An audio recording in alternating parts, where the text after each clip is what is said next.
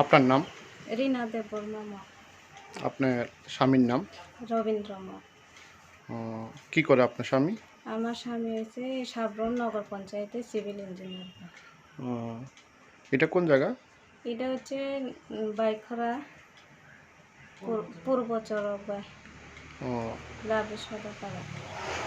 তো এই যে কালকে যে এই স্বর্ণ চুরি হয়েছে, কি কি ছিল এখানে? এখানে ছিল আমার নেকলেস, বালা, হার, দুটি হার, মেয়েরার এই নূপুর আর চুরি টুরি বিস্তর আছে। এমনি চার তো 5 ভরির মতো নইব হুম। স্বর্ণ। ও, তো যে যে চুরি করেছে সেটা তো আপনারা চিনতে পারলেন? হ্যাঁ। হ্যাঁ, হুম। সে এখন কোথায়? সে ওখানে থানাতে। তো থানাওয়ালা কি বলেছে? থানাওয়ালা বলছে ওরা চেষ্টা করব এমন বলছে, কিন্তু এখনও 24 ঘন্টা হয়ে গেছে, তো এখনও তো কোনো আনসার দেয়নি ওনারা যে স্বর্ণ কোথায় পেয়েছে না পেয়েছে। ওরা কোনো এইসব ব্যাপারে কোনো বলেনি। তো আপনারা এখন কি দাবি রাখছেন? আমরা চাচ্ছি যে আমরা যেগুলো জিনিস হারা গেছে ওই জিনিসটা পাওয়ার জন্য আর কি, যে আমার স্বর্ণ টর্ণ টাকা পয়সা এটি আবার যাতে ফেরত পায়। আপনার নাম কি? আমার নাম রবীন্দ্র মগ, পেশায় ইঞ্জিনিয়ার, সাবরুমনগর পঞ্চায়েতে আমি আছি বর্তমানে। ও, এটা কোন জায়গা? এটা স্বদেশনগর গ্রাম পঞ্চায়েত, এটা লাভরে সদরপাড়া। আপনারা কোন থানা? এটা বাইঘোড়া থানা। ও, তো কীটা হয়েছে? অ্যাকচুয়ালি গতকাল আমরা আমাদের আমাদের মেয়েদের স্কুলে একটা গার্জেন মিটিং ছিল। ওই মিটিংয়ে আমরা অংশগ্রহণ করার জন্য আমরা আনুমানিক 9:30টায় আমরা বাড়ি থেকে বের হই। তারপরে আমরা মিটিং সেরে 12টা, 12:15 বা 12:30টার দিকে আমরা এসে দেখি আমাদের মেইন দরজা মানে গেটটা কিন্তু বন্ধ ছিল, কিন্তু এখানে আমার যে বাড়ির গ্রিলের দরজাটা দেখি ভাঙা এবং খোলা। তো তারপরে আস্তে আস্তে দেখি, ভিতরে ঢুকিয়ে দেখি যে আমার আলমারিটা খোলা অবস্থায়, আমার বাড়িতে যে আমার স্বর্ণ অলঙ্কারগুলি এগুলি সব নেই। তো তারপরে দেখি যে আমার এখানে মিসেসের সঙ্গে কথা বলে দেখি যে প্রায় এখানে 4 থেকে 5 ভরির মতো স্বর্ণ ছিল এবং টাকা 20,000 টাকার মতো ছিল, এগুলো চোর নিয়ে চলে গেছে। তারপরে আমি পুলিশের কাছে খবর দিই। বাইকোড়া থানাতে? হ্যাঁ, বাইকোড়া থানাতে খবর দিই। তো উনি আসেন, এখানে এসে সব কিছু তদন্ত করেন। তো আমি রিটেনও জানিয়ে দিয়েছি। তো কে বা কাহারা চুরি করেছে এটা জানেন? অ্যাকচুয়ালি আমার বাড়িটা সিসি ক্যামেরা লাগানো আছে চারিদিকে। তো আমি দেখি, তারপরে সিসি ক্যামেরা চেক করে দেখি একটা ছেলে এখানে আমার এখানে আশপাশে দেখি, তা সে আমার ওই যে মাটির ঘর থেকে শাবল নিয়ে সেটা দিয়ে এখানে, যেহেতু এই সামনে আমাদের সিসি ক্যামেরা নেই, এই জায়গাটা স্পষ্ট না, কিন্তু সে করেছে।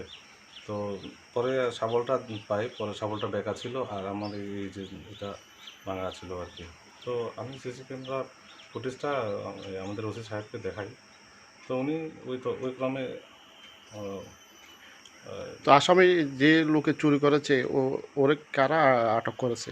অ্যাকচুয়ালি আমার ফুটেজ পেয়ে আমি আমার বন্ধুর মহলে এটা পাঠাই যে লোকটাকে চেনা, মানে কেউ চেনে কিনা। তো পরে চেনাশোনা হয়, তো তারপরে সেখানে লোকেরাই তাকে আটক করে কোনখানে আটক করা হয়েছে এরে? এটা এটা ওই পাড়ায় মহসুব মগপাড়া, এটা বাইখরা পঞ্চায়েতের আন্ডারে পড়ে, এডিসি ভিলেজ সেটা।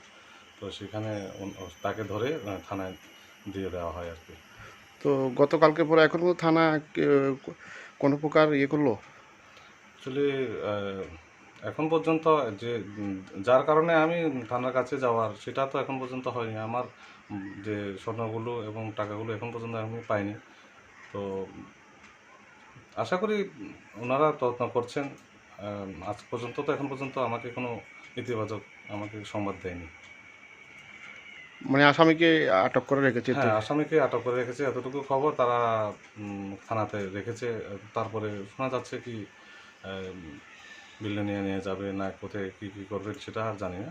সেটা অ্যাকচুয়ালি আমি জানি, আমাকে ডাইরেক্টলি আমার সঙ্গে কোনো ফোনে বা আমিও যাইনি। আমি বিকালে যাব, গিয়ে দেখবো মানে কী হয়েছে, খবরাখবর আবার নিয়ে দেখবো। আপনার নাম? Rajiv Shah, sub inspector of police. হ্যাঁ, sub inspector of police Rajiv Shah. এটা কোন জায়গা, কোন থানা? আমি ওসি বাইকুড়া পুলিশ। এই যে গত কালকে যে রবীন্দ্রবাবুর বাড়িতে যে চুরি হয়েছে, এ ব্যাপারে আপনি তো আমরা ওনার অভিযোগ মূলে একটা চুরির মামলা নিয়েছি বাইকুড়া থানাতে। তারপরে তদন্ত করতে গিয়ে ওনার বাড়ির সিসিটিভি ছিল, ক্যামেরা লাগানো ছিল, ওইটার ফুটেজ দেখে আমরা শনাক্তকরণ করা হয়েছে। একজন লোক আবু শিমক, বাড়ি এমএলএ পাড়াতে। বাবার নাম? বাবার নাম নিয়ন মক। তার আগেও সে অনেক চুরির কেসে জড়িত ছিল আমাদের বাইকুড়া থানার এলাকা, তখনও মানে বিচারাধীন আছে। তাকে আমরা গ্রেপ্তার করা হয়েছে এবং গ্রেপ্তার করে তাকে মানে আদালতে প্রেরণ করা হয়েছে, মানে পুলিশ রিমান্ডে। মাননীয় আদালত পুলিশ রিমান্ড করলে দিলে আমরা তাকে এনে আরও বিস্তারিতভাবে জিজ্ঞাসাবাদ করে মালামালগুলি, চুরির মালপত্রগুলি উদ্ধার এবং আরও যদি তার সঙ্গী থাকে তাদেরকে গ্রেপ্তার করার করব। কোন কোর্টে তোলা হয়েছে? আমরা বিলোনিয়া চিফ জুডিশিয়াল ম্যাজিস্ট্রেট কোর্টে আমরা পাঠিয়েছি। কতদিনের পুলিশ রিমান্ড? 3 দিনের পুলিশ রিমান্ড আমরা চেয়েছি। কোথা থেকে আটক করলেন আসামিকে? বিলোনিয়া কোর্টে পাঠিয়েছি এবং মাননীয় আদালত পুলিশ রিমান্ড মানে করলে আমরা তাকে বিস্তারিতভাবে জিজ্ঞাসাবাদ করবো, যাতে চুরির মালামালগুলো আমরা উদ্ধার করতে পারি।